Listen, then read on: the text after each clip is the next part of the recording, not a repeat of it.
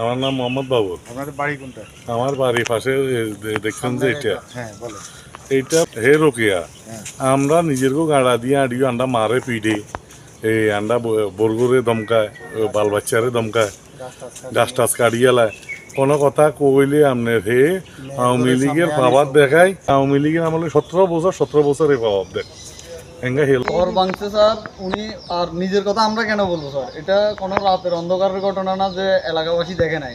আমাদের এলাকাবাসী যদি এলাকার মানুষ নাও থাকে, চারপাশে যারা আছে আপনার, আমাদের চারপাশে যারা আছে, এখান দিয়ে বাবুল ভাই আছে, উনার ওয়াইফ আছে, এবং কি ওই দিদার ভাই আছে, দিদার ভাইয়ের ওয়াইফ আছে, তারপর আপনার সেলিম ভাই, মানে বেশ কয়েকজন দেখছে। আমাদের কথা আমরা বলে আমরা ওদের থেকে আপনারা স্টেটমেন্ট নেন এটা কি সত্যি না মিথ্যা। উনি তো আপনার আম্মা। উনি আমার আম্মু।